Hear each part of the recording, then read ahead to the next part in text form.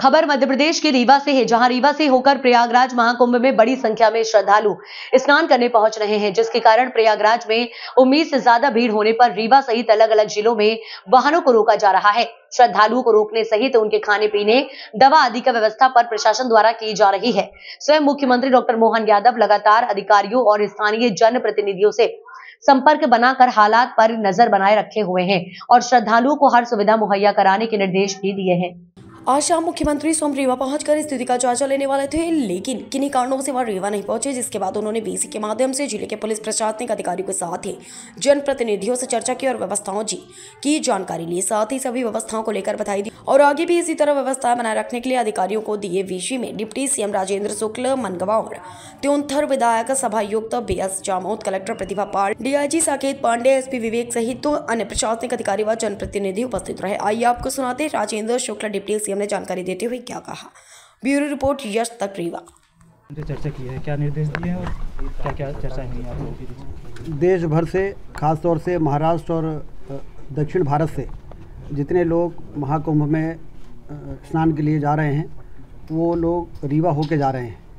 इधर कटनी, मैहर, जबलपुर, कटनी, मैहर से रीवा आ रहे हैं। उधर झांसी से लेके छतरपुर और खजुराहो से लेके सतना और रीवा होते हुए ज़्यादातर जो हमारे श्रद्धालु हैं वो यहाँ से निकल रहे हैं। इसलिए रीवा में आप लोगों ने देखा होगा कि पिछले दिनों में बहुत लंबा जाम, बहुत बड़ी संख्या, क्योंकि संगम में जब ज़्यादा भीड़ हो जाती है तो लोगों को बॉर्डर में ही रोकने के निर्देश देते हैं, लोगों की सुरक्षा को ध्यान में रखते हुए।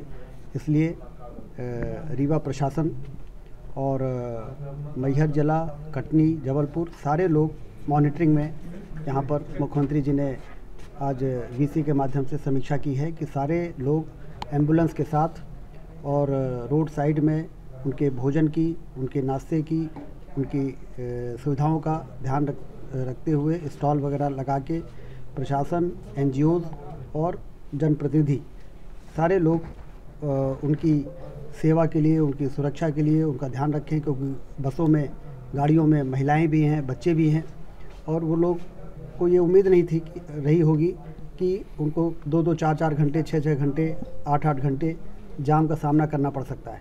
और इसलिए बड़ी तत्परता के साथ मुख्यमंत्री जी के निर्देश पे प्रशासन ने होल्डिंग पॉइंट्स बनाए। लगभग 13 जगह, मैहर से यदि आप जोड़ें और सतना से और चाक घाट तक 13 जगह ऐसे होल्डिंग स्पेस बनाए जहाँ पर 500 से लेकर 1000 गाड़ियों की पार्किंग हो सकती है। वहीं पर स्टॉल लगाए, वहाँ पर पूड़ी सब्जी से लेके खिचड़ी और चाय, नाश्ता की व्यवस्थाएं इस प्रकार से की गई कि आप देखेंगे कि सारे स्टॉल्स में लोग आगे बढ़ के और अपना भोजन सामग्री और पानी और चाय का उपयोग करते हुए, उनको ये ज़्यादा इस बात को लेकर तकलीफ़ नहीं होने पाई कि यदि वो हॉल्ट कर रहे हैं तो उनको किसी प्रकार की भूख प्यास की समस्या से गुजरना पड़ा। और वो भी ये समझ रहे हैं कि यदि सारे लोग इकट्ठे वहाँ पहुँच जाएंगे तो वहाँ पर फिर सुरक्षा की दृष्टि से ठीक नहीं रहेगा। तो इसलिए वो वेट करते रहे और आज आप देखिए कि काफ़ी कुछ भीड़ जो है, जो 10 किलोमीटर का जाम था, अब वो जाम समाप्त हो गया है। जैसे ही प्रयागराज का प्रशासन अलाउ करता है, गाड़ियाँ रिलीज़ होती हैं, जब वहाँ से निर्देश आते हैं कि अब रोकिए, तो फिर इन होल्डिंग स्टेशंस पे वो को किसी प्रकार की तकलीफ़ ना हो, ये प्रशासन ने बड़ी तत्परता के साथ मैं उनको बधाई देता हूं। और साथ में उनके साथ जो NGOs काम कर रहे हैं, जो हमारे सरपंच से लेके और जनप्रतिनिधि हैं, सारे लोग 400-400, 500-500, 600, 1000 पैकेट्स बना के ला रहे हैं और लोग बड़े खुशी से उनके द्वारा दी जा रही सुविधाओं का उपयोग कर रहे हैं। बढ़िया व्यवस्थाओं को लेकर के सीएम साहब ने भी बधाई दी आप लोगों को। हाँ, सीएम साहब को ने भी संतोष व्यक्त किया कि जब ऐसा समय आया जब 6-6, 8-8 घंटे लोगों को जाम में रुकना पड़ा, उस समय उनकी प्यास का, उनकी भूख का, उनकी सुविधाओं का ध्यान रखने में जिस तरीके से प्रशासन ने तत्परता से काम किया, स्वाभाविक है। प्रदेश के मुखिया के नाते उन्होंने अपने नीचे की टीम को बधाई दी। सीएम भी आने वाले थे आज।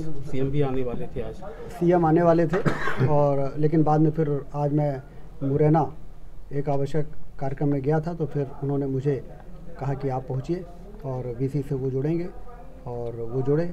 और आज हमारे संगठन महामंत्री हितानंद जी भी सुबह ही यहाँ पर आ गए थे और उन्होंने भी सभी स्टॉलों में जाके और खुद भोजन अपने हाथों से वितरण किया, जिससे कि कार्यकर्ताओं में एक उत्साह बढ़े और सारे कार्यकर्ता इस काम में जुट जाएं।